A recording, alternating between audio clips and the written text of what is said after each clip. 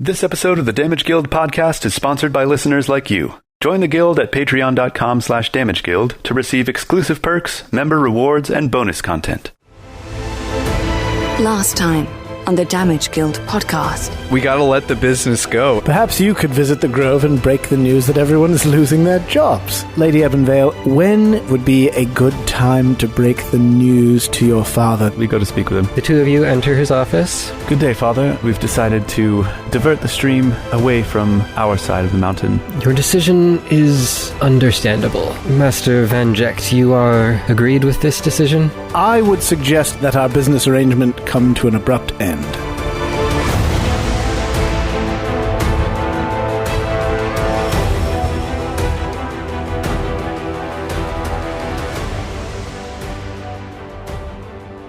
I would like to propose a counter-argument.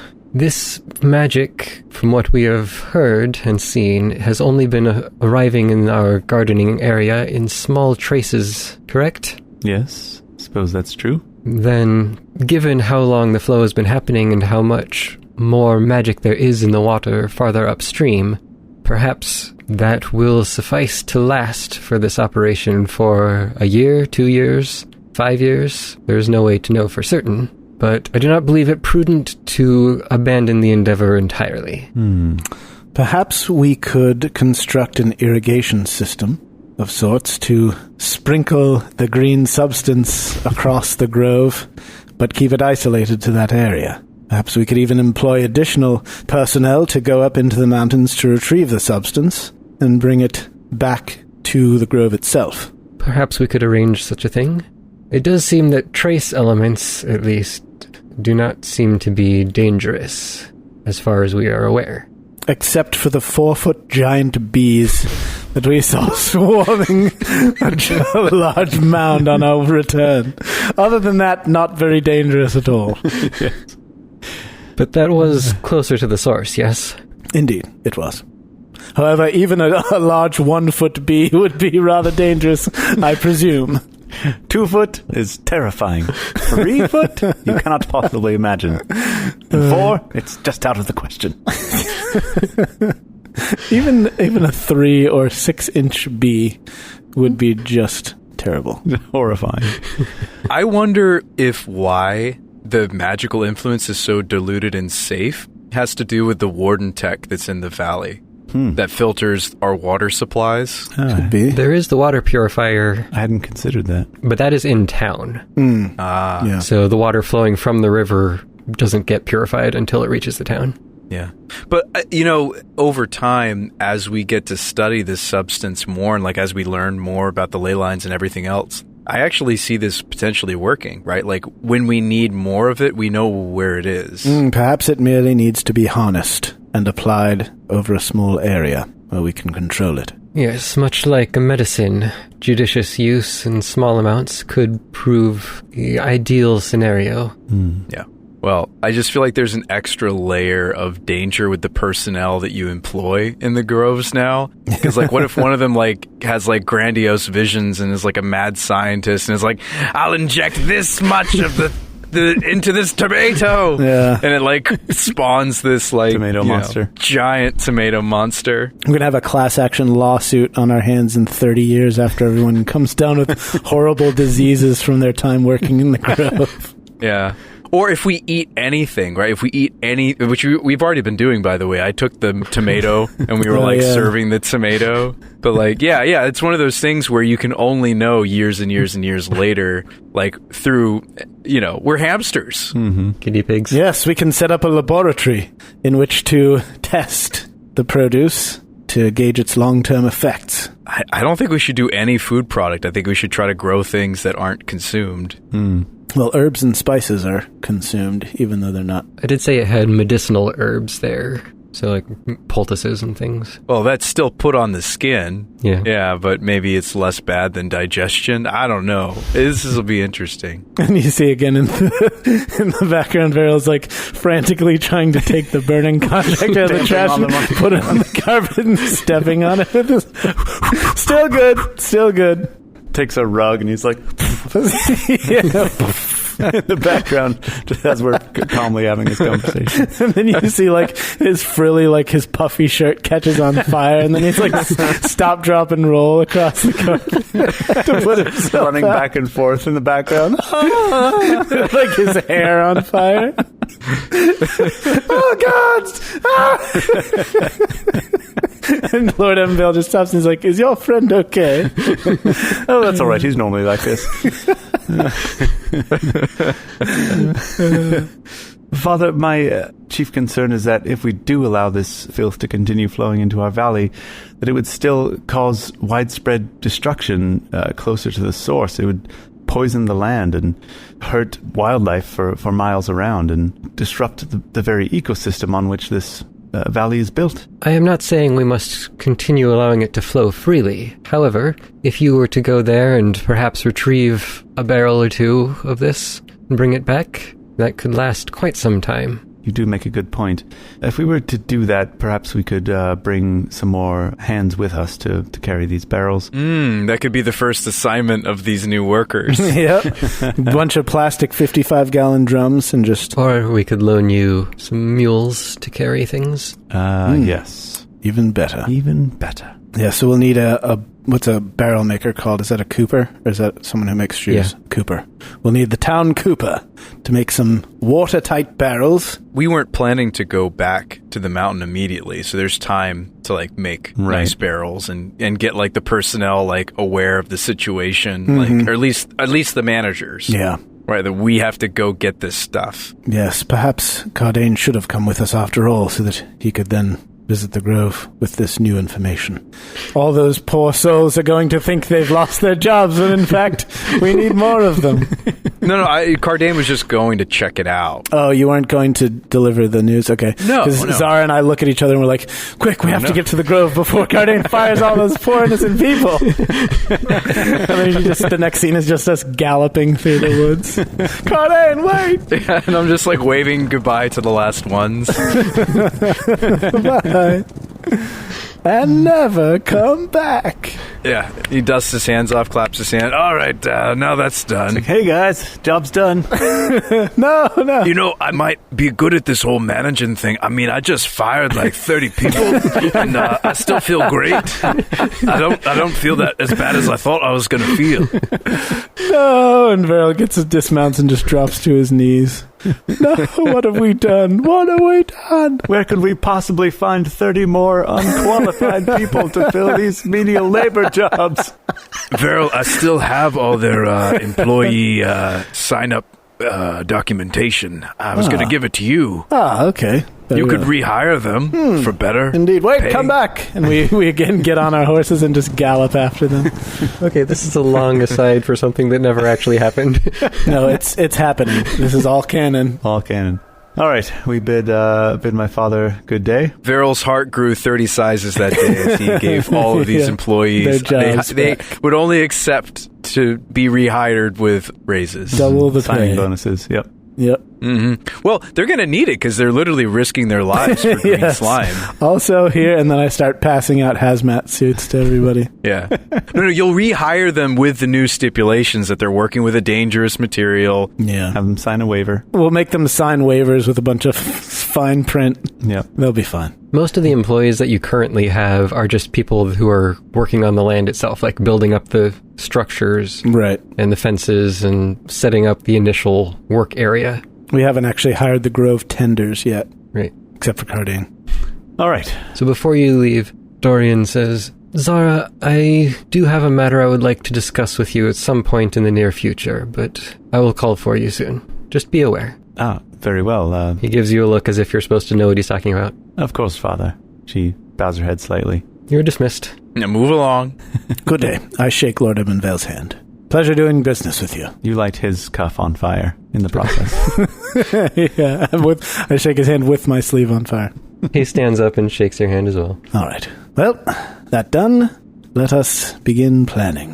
What'd you two learn? I was checking out the grove. It's great. I like the structures that have been built. Yeah, so what you see there, basically they've got the whole area fenced in just about, and they have the start of the shed area where they're going to be keeping all of the herbs and stuff as they dry So they have posts going up around the outside of the buildings, and the first few layers of basic framing is done.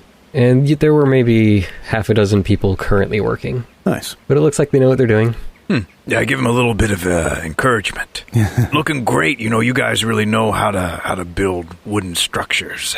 This is nice. Doing it all our lives. Well, I'll have to have you come over work on my house sometime. It's pretty in need of repair. Could always use more work. And then I make a fruit and toss it to him. Enjoy that. Oh, thanks. We'll share this around for lunch. This will take care of the splinters we've been getting. Except it only lasts for 10 minutes, so it's going to probably rot before the... Oh, yeah, it'll probably disappear before he eats it. Just eat it now. You're the manager. Take an early lunch today. I should tell him that it's magical and it's going to disappear unless he enjoys it in the next 10 minutes. I would hate for Kardain to get a bad reputation with this guy because I gave him disappearing fruit. Yeah, they'll start grumbling about you. Just eat it now, and there's no problem. So when we come back together, we trade news and information, and then we devise a plan. Now, does this building, this home, have a chimney on it? Yeah. If we could dress you up like some sort of Saint Nick. Or we could use our friend who is already as black as soot as an additional spy to Braun. Very true. You want to have Mr. Crowley in the chimney? Indeed. Of note, ravens are larger than crows, so I don't know if it would actually fit down a chimney. I believe chimneys are larger than ravens.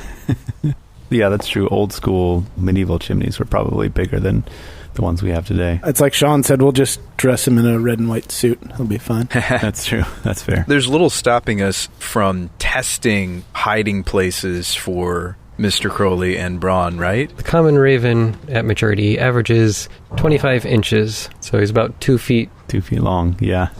Wow. They're big. Okay. So Mr. Crowley's not going to fit easily into the chimney. I don't know. That's a good question. Probably could, but he's not going to be very good at hiding. Mobile, yeah. He can't spread his wings to fly back out, is the problem. What time of year is it? Do we think they're going to be using the chimney? It is the middle of spring. Not Yeah, good. so there's a not. good chance they're not going to be using it. What if we rigged up a little harness for him, and it's attached to a length of rope that we've estimated will keep him above the actual fireplace, so he won't be in sight. And at the end of that rope is a stick. Okay. Right. Braun. So he flies up onto the roof, and he hops down into the chimney.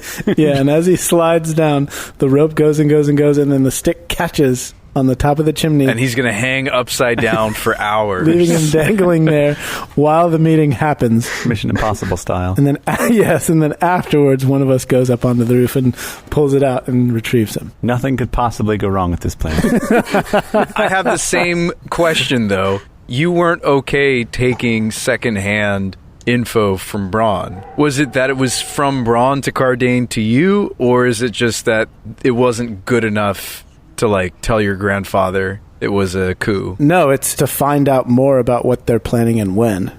I mean, Braun heard 2 quotes, neither of which are incriminating in the least. So if we have them both listening out to an entire meeting, then there's a much greater chance that they'll catch something worthy. Yeah, I mean, I think putting Braun under the building was successful. He didn't get caught. Yeah. The problem is we don't have the dead of night to put him there before the meeting happens, right? You don't know. You know it's on the 18th, so it will be tomorrow, but you don't know if that means early this morning coming up or the next evening. Okay, well, we could plant Braun in the middle of the night tonight, right? Mm-hmm. Yep. We want to continue to be inconspicuous. And then, yeah, you guys figure out something with Mr. Crowley. You guys are smart and stuff. Maybe Braun is the ears and Mr. Crowley is the eyes. Maybe Mr. Crowley finds a perch somewhere where he can actually look into the window so that, Zara, you can get faces. Yeah. I don't know, maybe the curtains will be drawn, but you might be able to find a crack or somewhere for him to peek through.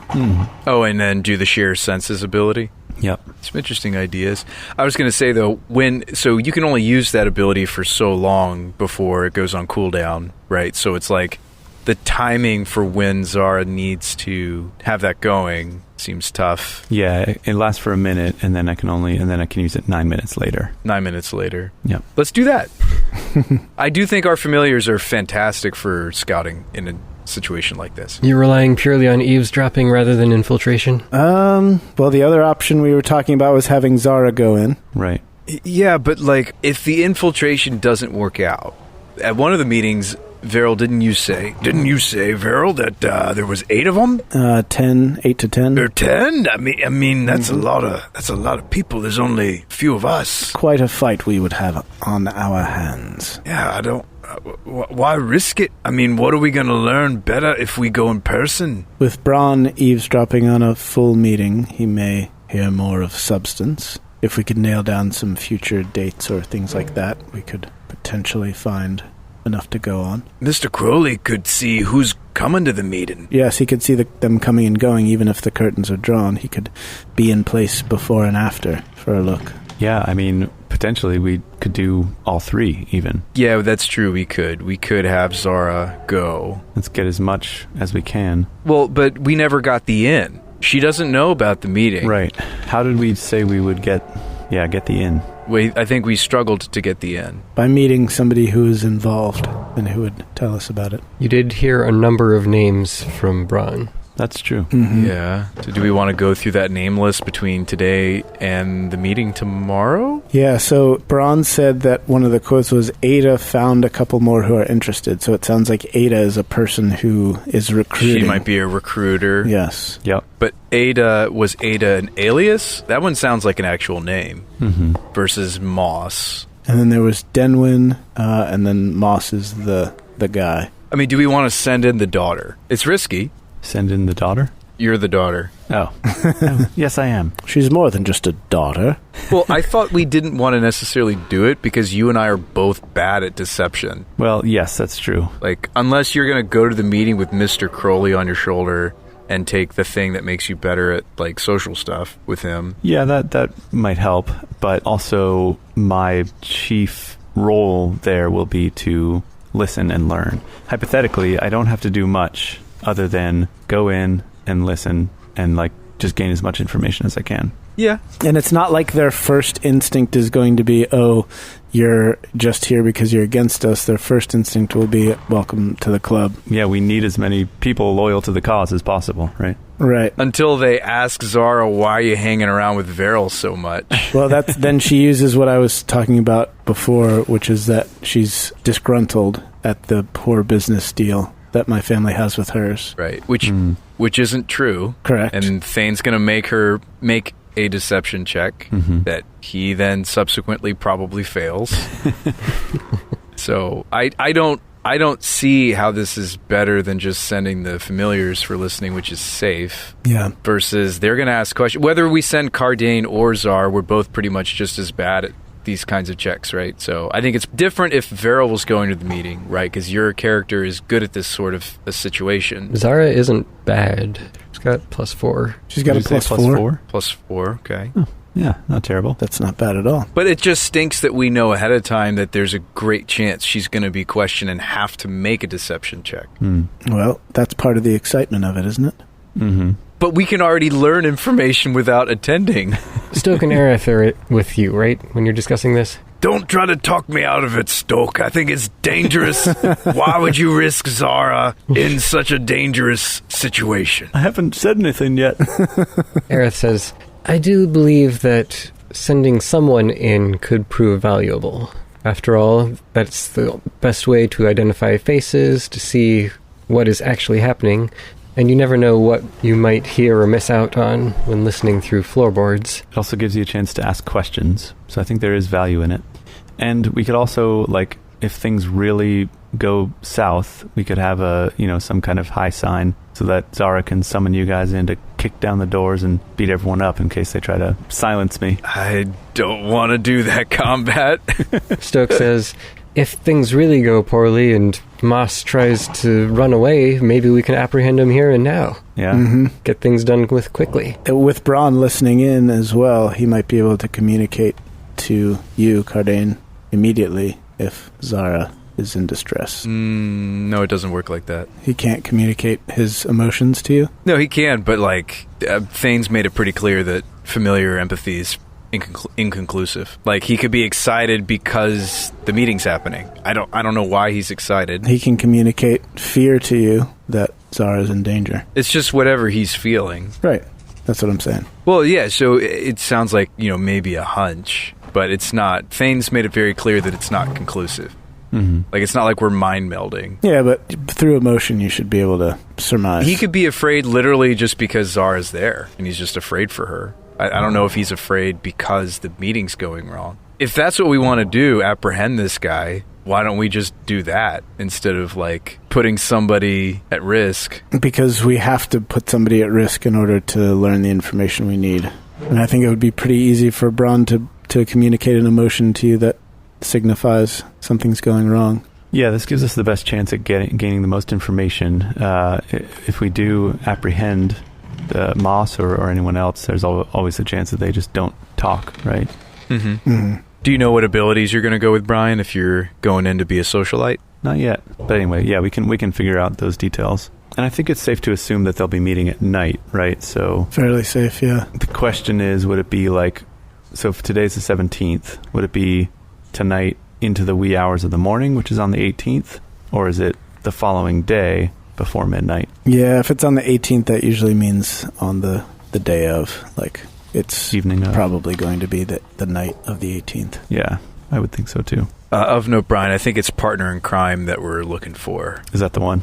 Your familiar is your criminal associate. Yeah, gains 1 reaction at the start of its turns. It can use to aid on deception or thievery. I think that's the one. And that's up to GM discretion. I don't know how you would use deception outside of a social encounter. I understand that, like, Mr. Crowley has to use it reactively, but... It applies to fainting, too.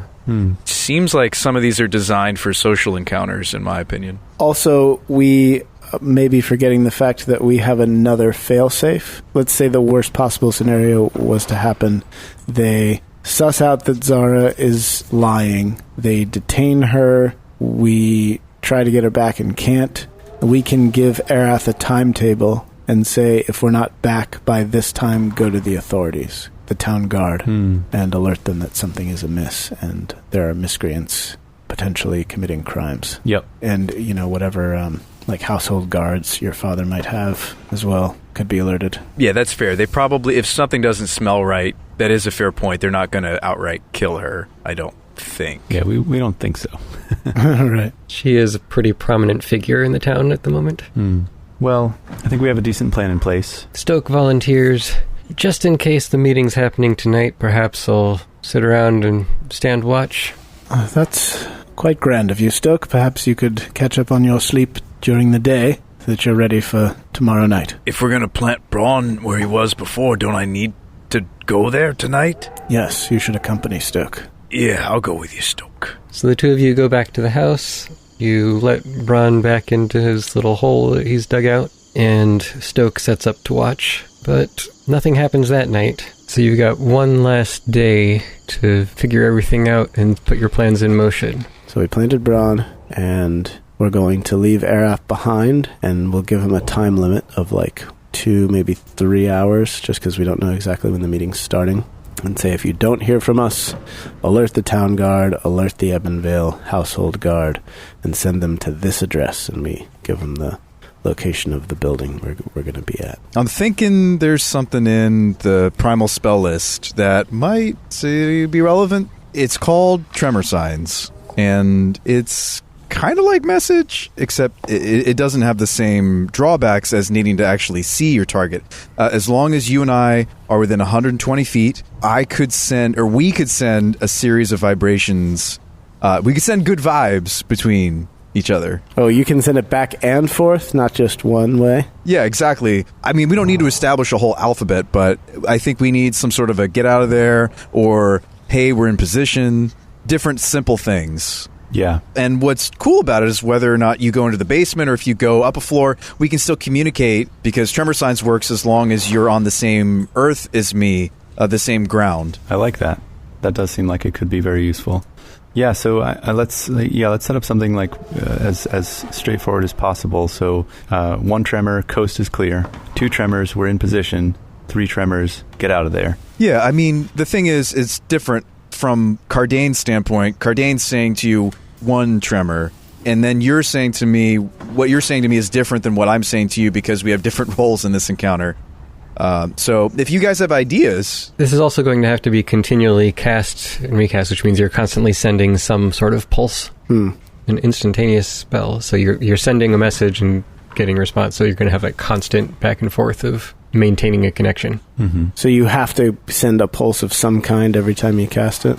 I would think so. But in other words, like, as long as we want to be able to communicate, he's going to have to keep casting it. So why don't we do like every 5 minutes or something, every 10 minutes? I would do something like every minute, like each minute we're supposed to check in and I say something to you, and then if you don't say something back to me, that's kind of we're going to bust in there. It has subtle, doesn't it? It does have subtle, yeah. Yeah, it has the subtle trait, so similar to message or, these other spells that are supposed to be used in social encounters. I don't see subtle on it. Really? It's on Archives of Nethys has subtle. I think all we need is 1 if by land, 2 if by sea, right? Like we need everything's good or everything's not good. True. Like when you cast the spell, 1 pulse of any length just means, all right, everything's fine. But then if somebody does pulse.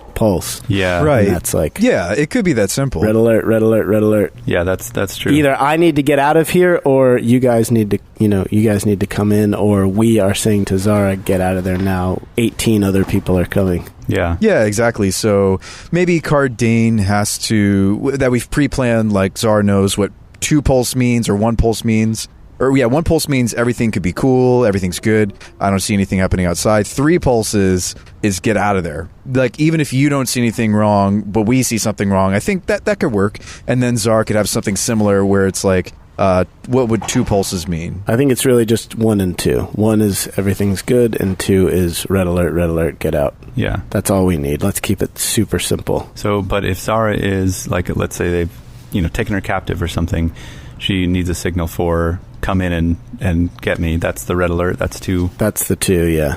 2 tremors. Okay. 2 is stuff has gone sideways. Let's help each other. Yeah, I wonder if there is a third thing, though, which could be something simple like something did go wrong, but don't come rescue me. I don't think we need that much. Yeah, it would just be one pulse then. Like, okay. Why would I tell you that things are not okay if everything's okay if I don't need help? Yeah. I'm dying, but I don't want your help. Leave me alone. I've got a little bit of heartburn. If you have medicine on hand and you want to bring it, that'd be great. But no rush. No rush, yeah. I'd rather die than rely on you. Okay, I like that. I like that plan. That's a great find. That's super useful because it's not, even like message, at least in 5e, you have to whisper to communicate. So if I'm in there, like in the corner, like whispering to myself, people might be a little weirded out. And I assume this is more of like a little like Operation Buzz, like where you are feeling it and not like a 6.5 on the Richter scale.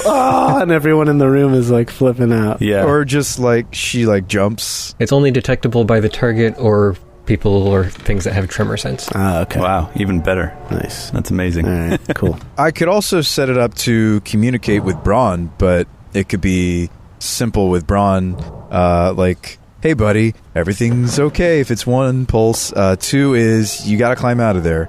Yep. So 1 is good, 2 could be come to me. Yeah, 2 is red alert. 1's good, 2 is the British are coming.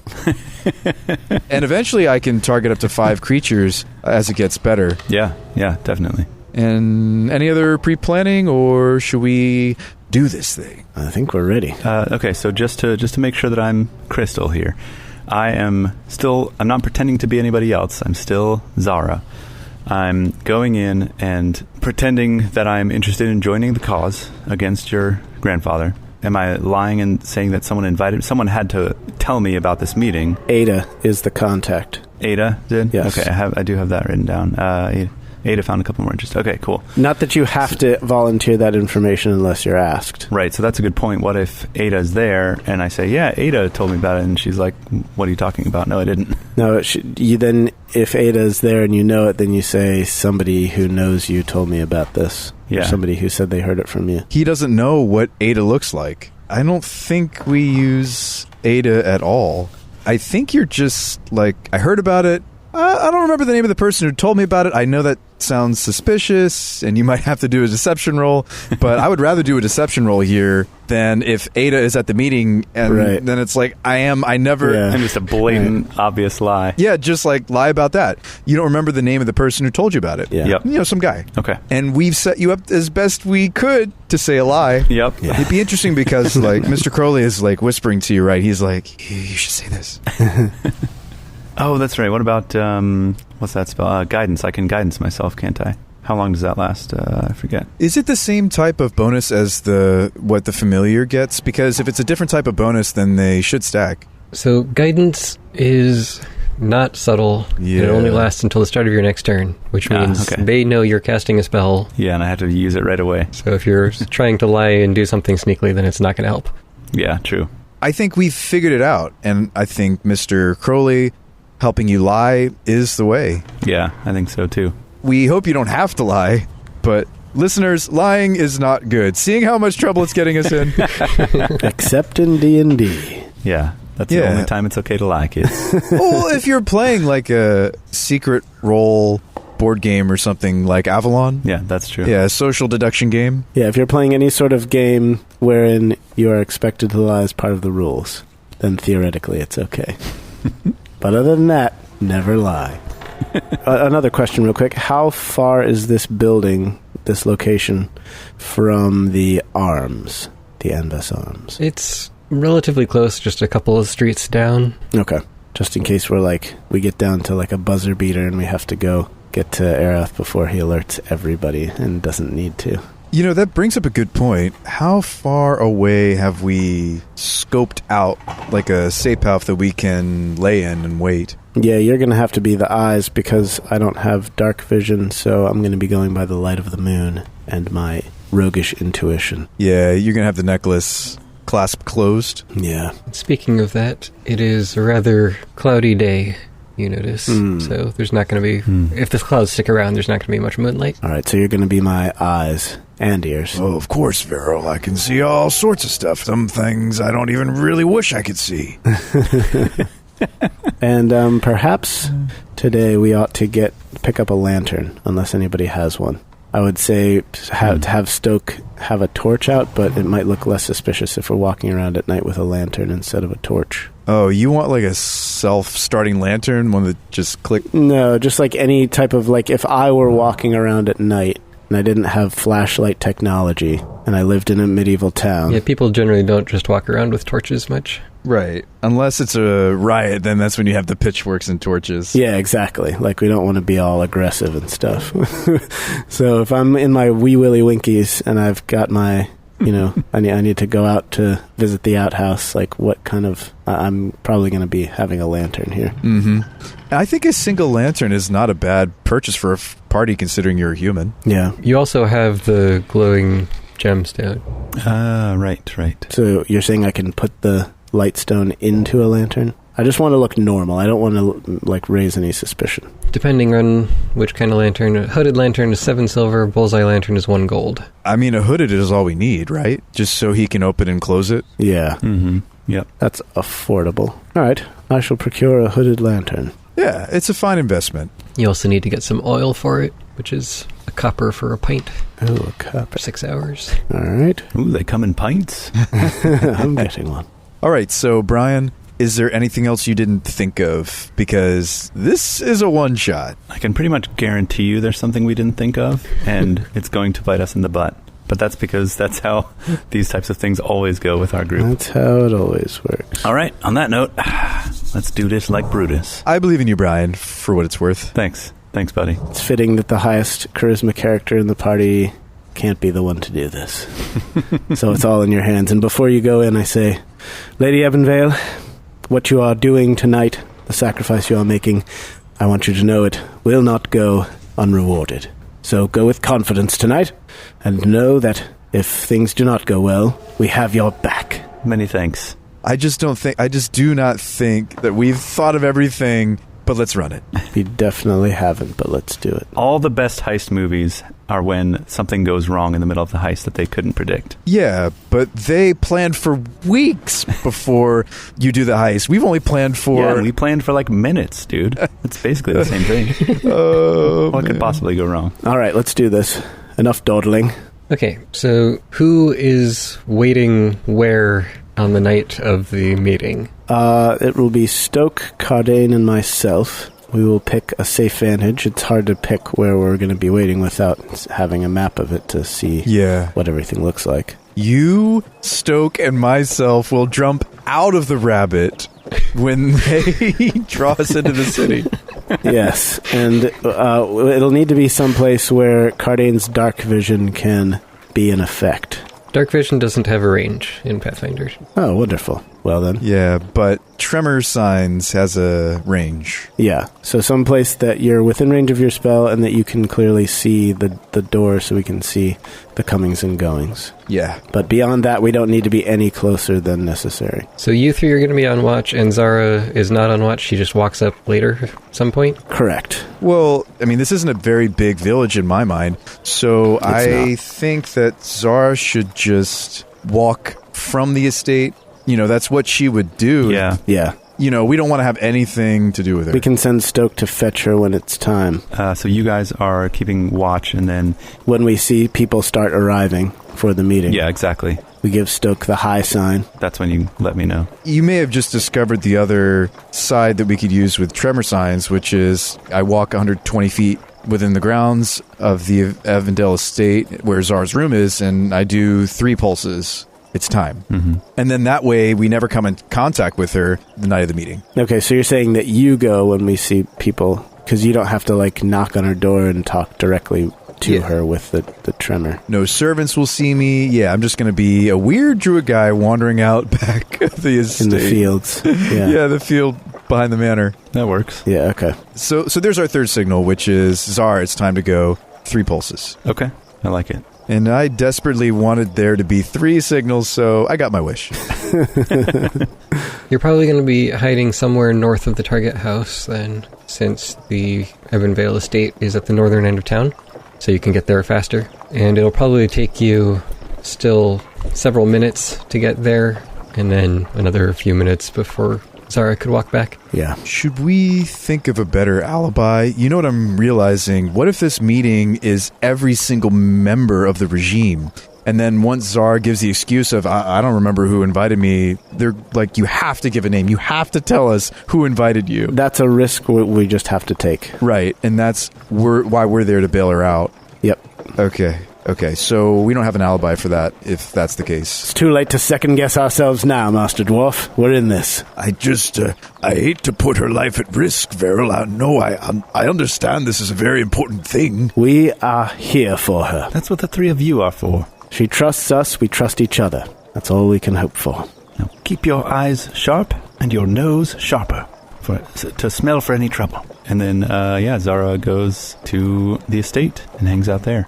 A light rain begins to fall as evening arrives, causing most of the townsfolk to retire early to their homes for the night, and making your watch rather cold and miserable. It's already getting close to the 11th hour when you have set your warning, and you have not yet seen anyone come in or out of the house. All right, I send Stoke back to the arms and tell him to tell Arath to reset the clock for 2 more hours. Okay, so good call. We'll come sometime around 1 o'clock. Yes. And Stoke returns, and you continue waiting. It is nearing midnight when you finally see a man, presumably Darren Thurwile, step out of the building. He's wearing a heavy wool cloak and carrying a simple lantern trimmed low. He locks the door behind himself, then ventures out into the rain, moving down the north road towards you. Where's he going? Well, we certainly ducked back out of sight. Yeah, so the meeting's not happening at the building we thought it was. It looks that way. There's one other place it could be. It could be the, remember the abandoned shack on the edge of town? Shack on the edge of town. Here's the problem. We didn't make a signal for that. I can't communicate that to Zara. That wouldn't have been something that we could signal. We don't need to signal. All we need to do is find out where the new location is. We follow him, and then someone's going to have to talk to her and just let her know, hey, it's changed. I don't know if you guys can follow this guy like I can.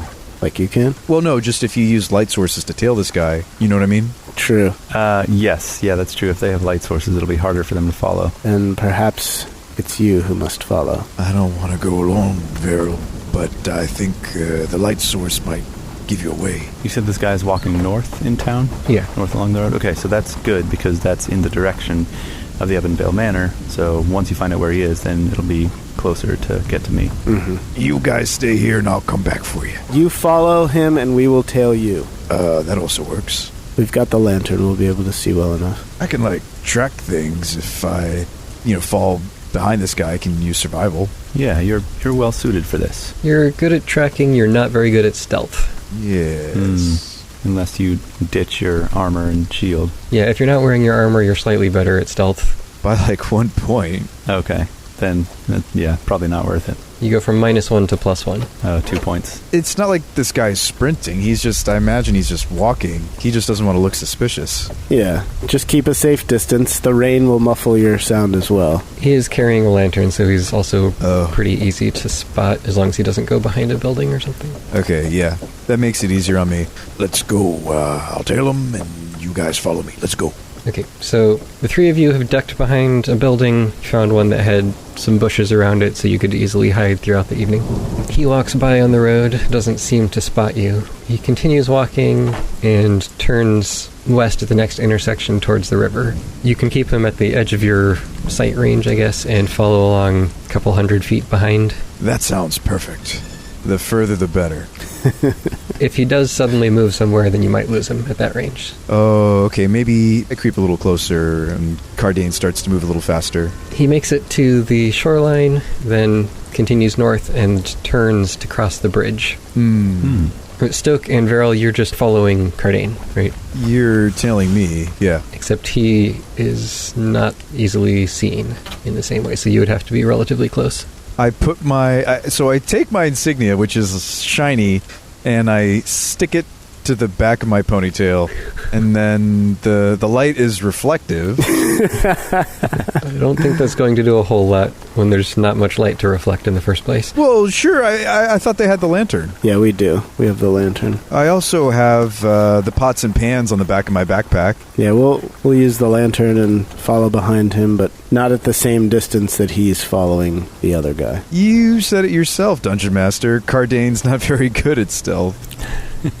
Alright, I'll say that maybe Kardain waits for a little while at an intersection so that you can see him, and then he moves off somewhere, so he's kind of catching up and slowing down to allow you to know where to turn. Yeah, it's like when you're caravanning and, when you're driving and the other person doesn't want to pull up the GPS, and so they're following you on the highway. So that's kind of like what Kardain is doing right here. I'm making sure that they're still following me. Yeah, there you go. So you're keeping a good amount of distance between your lantern and his, at least. And Kardain is managing to keep up well enough. So he gets across the bridge and turns south. South, huh? The bridge is kind of wide open, and as he gets to the other side before he turns, he does kind of look around, and it looks like he sees the lantern off in the distance, probably. Oh, yeah, on the bridge, or the beginning of the bridge. Yeah, because there's not really anywhere to hide at that point. Oh, no. So, seeing that, he quickly dodges south behind a building and douses his lantern, and then continues walking. Okay. I mean, he may very well just think that we're other people also headed to the meeting, like that for all he knows. We're both going in the same direction to the same place, right? So he's going to expect that if the meeting is at a given time, there are other people also traveling to the meeting. Well, regardless, he doesn't know who you are. He just sees a light coming towards him. And it makes sense that they would be pretty cautious about this. I mean, this is treason. Oh, yeah, for sure. He doesn't go too much farther, just a few more houses, and then he stops at a small house by the riverside. You can see a small boat lying upside down near the house, and a few hooks and racks that look like they're probably for drying nets and fish, currently empty. Gotta love a good boathouse. He puts his lantern away completely as he approaches the house, and takes a final quick look around, and knocks on the door. And Kardain's able to see this, I imagine? Yeah, you can see it. You're a few houses back, peeking around the corner. Okay. I think to myself, maybe I should motion to Verrol and Stoke to stop. Yeah, we're tracking your speed, so if you stop, we stop. Okay, yeah. I stop and hope that they stop. Yeah, we do. If you run, we run. If you crawl, we crawl. If you fly, we fly. If you cartwheel, we cartwheel. So this seems like the place, this boathouse. So I think we need to go get Zara because we don't want her to be super late to the meeting. Yeah, that's fair. Can you communicate that to Zara? Maybe you guys can try to figure out a house that's within 120 feet from me and lay low behind it or something. Yeah. We'll take up a position. We'll find a good spot to hide. We need to figure that out together because I need to meet up with you. So, of note, as a dwarf, you move a little bit slower than the others. Oh, that's right. Yeah, and your tremor alert isn't going to be as helpful if you'd also need to talk to her anyway. That's right. Yeah, Stoke, be a good man and run to the estate. Warn Lady Ebenvale of what's transpired here. Yes, sir. Also, you could pick up a box of chocolates on the way. It is rather cold. Some chocolates would do well to warm up the cockles of the old heart, I imagine. Well, no, I mean, my mother always said if I'm going to take a lady out on a date, you got to get them a box of chocolates. Wow. Interesting advice coming from the mother of a dwarf. Yeah, my mother, she was a real sweet woman. She still is. She still is amazing. I've no doubt that she would be, having raised such an individual as yourself. Okay, so we send Stoke running after choosing a spot. Yeah, Stoke runs off. He's going to take the lantern, I guess, so that he can see where he's going. Yeah, that's fine, because Jay's with me now. We can have all sorts of battle brother conversation. So you move back to watch the house, and you don't see the man standing outside anymore. Looks like he's gone. Well, hopefully he's gone inside, because that's the building we're telling Zara about.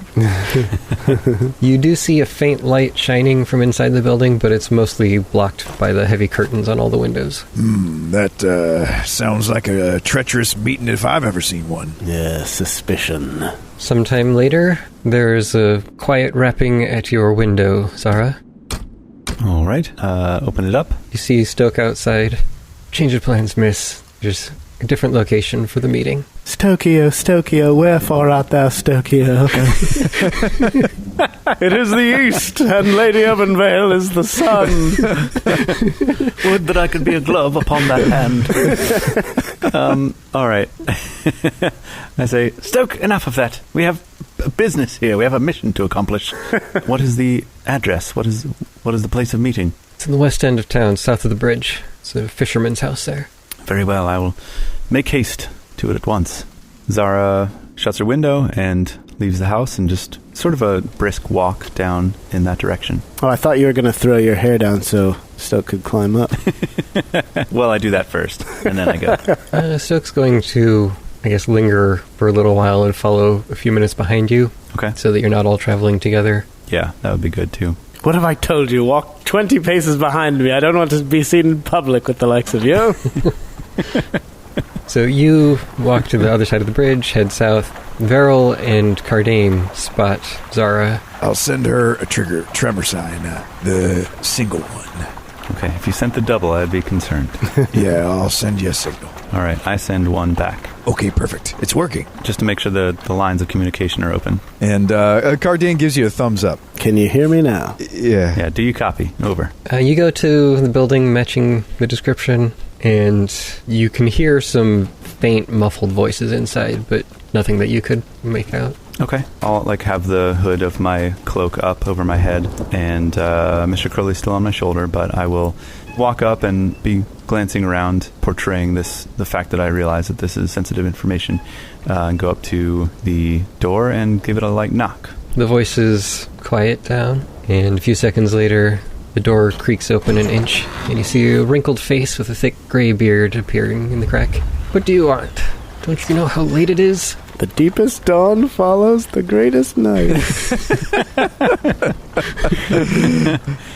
Definitely have those vibes. Yes, of course I know how late it is. That's why I'm here. He looks you up and down and says, "What do you mean, that's why you're here?" Well, I'm here to understand what's going on with the plans that are afoot. He squints and gives you an untrustworthy eye. You know, with the ganj of the Gechts. Wink, wink. What's your name, miss? Why, I'm Lady Zara Ebenvale, of course. Perhaps you've heard of me. No doubt you know my family. Give me a minute. He closes the door. You hear it lock, and then you hear some muffled voices from inside.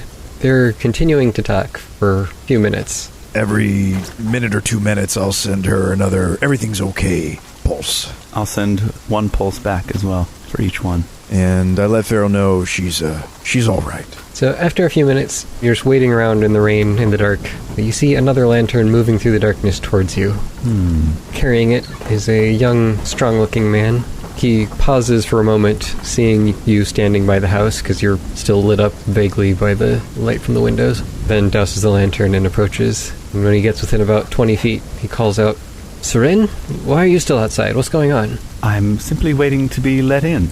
You actually recognize the name Serin. Ah, I do, okay. Assuming it's the one that you know, Serin Ledem is a merchant's daughter. She's about 25 years old, and you know her just through dealings with your parents. You're not especially close with her or anything, but you're familiar with her. Okay. Yeah, I'll just say, oh, you said Serin. No, I apologize.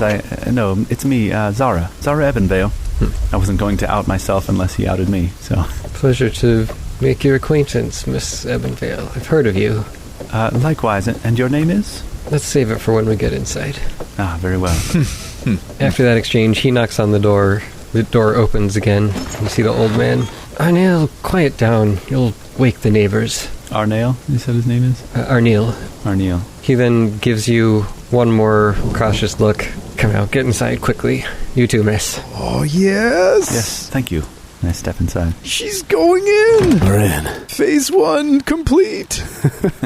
The interior of the house is simple and smells strongly of fish. The old man shows you into the living room, which seems to have been cleared out to make extra space. There's an eclectic collection of chairs and stools that have been arranged around the perimeter of the room, and the hearth is burning brightly, bringing some measure of warmth back to your soaked skin. You can see through a doorway leading to a kitchen and another leading deeper into the house. Several people are already sitting or standing in the living room. Most of them seem to be in their 20s to 40s, except for the man who let you inside. You count 5 men and 2 women, including those who enter the room with you. So among the others, you see a strong-looking man, muscular arms, probably does some sort of physical labor, sitting down. There's another man who carries himself somewhat taller, still standing, wearing a plain sword at his hip. There's a slightly short and pudgy woman, and a man seated in the corner far from the hearth, still wearing a cloak, with his hood pulled low over his face, so you can just see his bushy, dark blonde beard.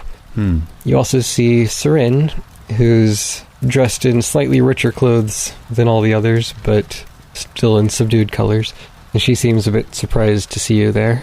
So the stronger-looking man looks at you and says, "Welcome. You're Zara, come to join the meeting?" That I am. I'm here to learn more about the cause. How did you learn about us? Oh, well, I've heard the whispers about town, shall we say. How much do you know? Well, if I am in the right place, I know that you are considering your options in regards to the Van Jecht family. Do I understand that in the right? Close enough. So, am I to take it that you are against the Van Jecht family? Let's just say that I have been in close contact with the Van Jecht fellow that you may have seen around town, and let's say I've developed a bit of a distaste for him. That is true, A bit of distaste. Oh, none of that was a lie. Not full-blown loathing, just a bit of distaste.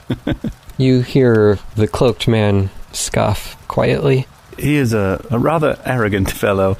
His family's obscene wealth puts mine to shame, so I'm curious to know what exactly you have planned in regards to him and his Lord Grandfather. And by the way, every couple of minutes, Kardain is pulsing one pulse just to give Zara the opportunity to communicate back to us if things are okay or not. Yeah. Yep. One pulse. One pulse. She's all right, Verrol. Everything's going okay. She's been in there an awfully long time, though. Now, you could argue that I'm making, even if I'm not deceiving them, I am making an impression. That's true. Oh yeah, don't you get to use Mr. Crowley finally to... Is this the first time you're talking to these NPCs in this manner? Yeah. Yeah, I think you should try to make a better first impression, because this first impression doesn't seem great.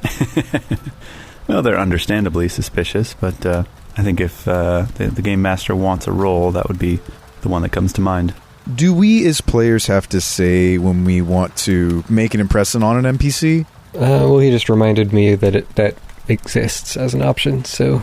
Yeah, and he did take the relevant familiar power. Yeah, I assume that, like in 5e, you just do the thing, and then the GM tells you what roll to make for what you decide to do. You can make the roll. It doesn't say it's a secret one. Interesting. Okay. And you can roll his aid check also. I mean, that makes sense, though. You can kind of tell if somebody... You hit it off with somebody or you don't.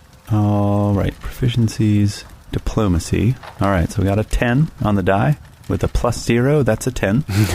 Now I'm going to roll Mr. Crowley's ambassador ability, which is an aid. In most cases, it'll just be the same check that you're trying to make, unless he's helping in a completely different way. All right, and he got a 7 + 2 is 9. Ooh. Yeah, nailed it. Oh, wait, I have a hero point that I could use. Ah, that would be apropos. Oh. So should you use the hero point on your main check or the aid? I imagine you use it on yours. On my roll. My roll, for sure. Wouldn't these rolls happen simultaneously, Thane, or they don't? Just for future reference, like when in this interaction does a player say, hey, I want to apply my hero point? So aid comes first. Oh, it does. I thought it was a reaction. Aid is a reaction that you take when an ally is about to use whatever action. Oh, huh. Yeah, so I'm gonna do that. Sorry, I guess Mr. Cooley doesn't need to roll to aid because that's part of the ambassador ability. It automatically succeeds to aid. Yeah, automatic succeed. Oh, cool. But it still might be really wise to use a hero point here. Yeah, because what does aid do? +2? Yes, with our house rule, it's going to be a +2 on a success. Okay, so that's a total of 12. Yeah, I should probably go ahead and re-roll that, right? Yeah, worth it. And don't you get to take you get to take the higher of the two? Do I? You must use the second result. Must use. Okay, so I rolled a 10, so, I mean, odds are it will be higher than a 10. 50-50. 50-50. Yeah, it's 50-50 shot. I mean, do you think a 12 is good enough? Probably not. Yeah, odds are you get like 11, decent chance to get... I don't know. I mean, it's like there's so many worse things than a 10. Yeah, it's so hard to say. This seems like an important role, and I think it's worth the chance of getting something better. Well, it might already be bad enough. And the risk of getting something worse? Listen, just don't even speak that into existence, Thane. Because a critical failure will make them... Right, so this might be a failure instead of a crit fail. But it could be a success. Your total result of a 12 would be a failure, but not a critical failure. So no change. So failure would not change their opinion of me. Right, it's the target's attitude toward you decreases by 1 step on a crit fail. And a success, it improves by 1 step, and a crit success, it improves by 2 steps. But failure is no change. Okay. I think it's totally worth using the hero point here. I think so, too. Here we go. Oh, my rolled a 3. God. So that would be a 5. No. Well, there goes the hero point. That is now a critical failure. Oh, no. Can I spend another hero point? You can only use it once per roll. Blast. I would have done the same thing in your spot, Brian. Now, it is only the one target, so you haven't lost the crowd yet. Is it the one target? Yes, it's just one person. But she was trying to influence presumably the leader with this. You can choose to try to affect up to 5 targets by taking a -2 penalty, but otherwise it's one target. I could take the -2 and make it a total of 3 instead of 5. What do you guys think? Oh, yeah. Sounds great. Great plan. The man who's been talking then says, so you say you dislike him, but you've been spending an awful lot of time with him. I even heard that your father was going to be starting up a new business. Well, yes, of course. I've been spending time with him because I've been trying to keep my enemies close. That way I could perhaps provide something of value to this group as well. Seems like you're more friendly than that. He turns towards the cloaked man. I don't know. I don't really trust her. Really? Well, then, perhaps you are not interested in the information that I possess. I can just keep it to myself. Seren speaks up.